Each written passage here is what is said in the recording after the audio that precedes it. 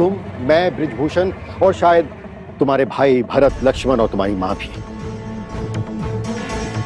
वो एक लांछन था जो एक गिरी हुई औरत ने एक अच्छे इंसान पे लगाया था। ओके? तुम ये अच्छी तरह जानती हो कि झूठ है। तो आप ही बताइए सच क्या है? सृष्टि, मैं भी अच्छी तरह जानता हूं कि सच क्या है और तुम भी अच्छी तरह जानती हो। उस बेचारी नन्ही सी जान के साथ इतनी बड़ी नाइंसाफी हुई है कि ईश्वर आज हमें अपने कर्मों का फल हमें ही दे रहा है। नन्ही सी जान? जो लड़की इतनी शातिर है, इतनी चालें चलती है, उसे आप नन्ही सी जान? क्या चालें चल दी है उसने? वही जो उसकी माँ ने उसे सिखाई है। सृष्टि, उसकी माँ मर चुकी है। तो जाने से पहले सब कुछ सिखा के गई है वो, और उसी के जीन्स है ना उसके अंदर। आप साइंटिस्ट है ना, जेनेटिक थ्योरी मुझे आपको सिखानी पड़ेगी? मैं तुम्हें बताता हूँ जेनेटिक्स क्या होता है। इसका मतलब जो जीन्स उर्वशी के अंदर थी ना, वो तुम्हारे अंदर भी है Srishti. How dare you Vinayak! जो सच है वही बोल रहा हूँ सृष्टि। अगर उर्वशी के अंदर खोट है ना, तो तुम्हारे अंदर भी खोट है, और सच मानो तो वही खून तुम्हारे अंदर भी है। आप मुझे एक नौकरानी के साथ कंपेयर कर रहे हैं। सृष्टि, जन्म से अपने माथे पे कोई लिखवा कर नहीं आता कि वो नौकरानी बनेगी या राजरानी। किस्मत और वक्त तय करता है कि वो नौकरानी बनेगी या राजरानी। हार्ड वर्क, डेडिकेशन, तपस्या कोई मायने नहीं रखती। मायने रखती है सृष्टि, लेकिन जिनकी किस्मत ने उन्हें मारा नहीं। और अब मियाँ बीवी में तू मैं चल ही रहा है झनक को लेकर, और संबंधों का जायजा लिया जा रहा है। पर अब कहीं न कहीं सृष्टि को विनायक की एक भी बात अच्छी नहीं लग रही। अब उसे विनायक को ही चुप कराना है। लेकिन झनक ऐसी ही एक अभागन है जिसकी किस्मत ने उसे नहीं मारा, लेकिन उसकी मासी ने उसे मारा है। विनायक! चिल्लाओ नहीं सृष्टि, चिल्लाओ मत। बहुत झेल चुका, तुम्हें अब नहीं झेल सकता हूँ। हमारी बेटी की इंसानियत मार दी तुमने। अपने पति को इस हाल में छोड़ के छोटे मामूली से डांस कंपटीशन में चली गई। मामूली? आप नहीं जानते तो आप क्यों बोलते? वो कोई मामूली कंपटीशन नहीं है विनायक। दुनिया का सबसे बड़ा कंपटीशन है वो। दुनिया भर के लोग वहाँ आएंगे। उसकी एक्सपोजर से अर्शी कहाँ से कहाँ पहुँच जाएगी। और आप क्या चाहते कि वो हमेशा के लिए उसके पति के पैरों तले दबी रहे? कौन कह रहा है कि अपने पति के पैरों तले दबी रहे? हमने ऐसी परवरिश नहीं की अर्शी की। वो कहीं भी जा सकती, कुछ भी कर सकती।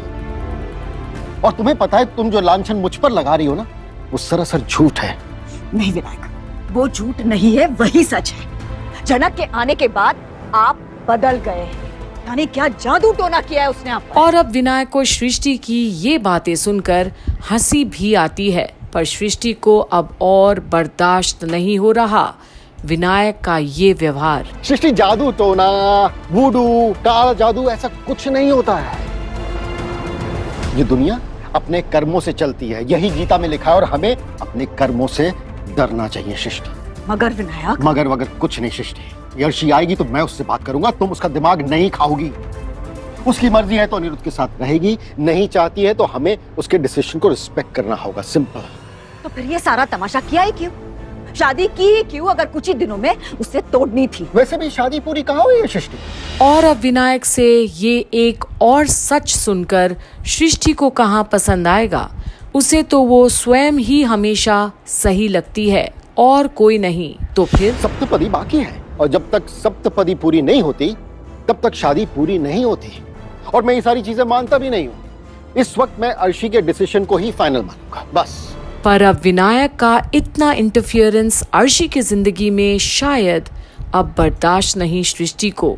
हमेशा अपने हिसाब से जो चलाई है वो हर रिश्ते को ही। तो इसका मतलब अब आप डिसाइड करेंगे कि अर्शी की लाइफ में क्या होना चाहिए? सृष्टि, मुझे लगता है मैंने अच्छी तरह क्लियरली बता दिया है कि मैं क्या चाहता हूँ। इसे दोबारा दोहराने की जरूरत नहीं है सृष्टि।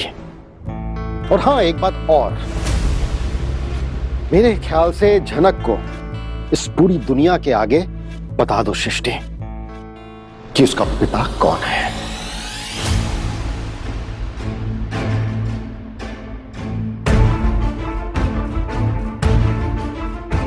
ऐसे क्यों घूर रही हो तुम मुझे? कौन है उसका पिता? तुम अच्छी तरह जानती हो कौन है। जो मैं जानती हूँ वो एक लांछन था, वो एक अफवाह थी जो दुनिया में घूम रही थी। अफवाह नहीं, अफवाह ही थी विनायक, क्योंकि उस अफवाह में और एक आदमी का नाम आया था। अगर उस पर मैं विश्वास करती ना तो आज कहानी कुछ और होती। मतलब कौन? आप और अब विनायक देखते ही रह जाता है सृष्टि को। इतनी बड़ी बात बोल गई है वो उसे, इतना बड़ा लांछन। लोग ये भी कहते थे कि आप उर्वशी के करीब थे। कुछ भी मत बोलो कुछ सृष्टि। भी नहीं बोल रही हूँ, लोग ही ये बोलते थे। और अगर मैं जानती थी कि ये अफवाह है, इसलिए मैंने सुनने से इनकार किया। सृष्टि तुम मुझ पर बहुत बड़ा लांछन लगा रही हो। और देखिए, आप पर लांछन लगा रही हूँ तो आपको बुरा लग रहा है। हाँ, बल्कि ये घटना तो 25 साल पहले हो चुकी है। अगर मुझे विश्वास करना होता ना तो मैं तभी विश्वास करती, लेकिन मुझे पता था कि ये सच नहीं है, इसलिए मैंने लोगों को नहीं बताया।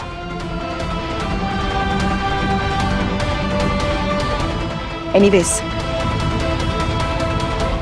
ये सुनने के बाद आप थक गए होंगे, चेंज करके रेस्ट कर लीजिए।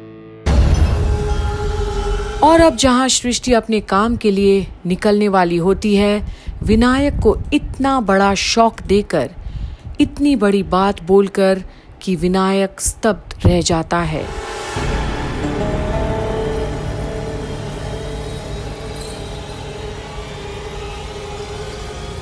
और हाँ विनायक,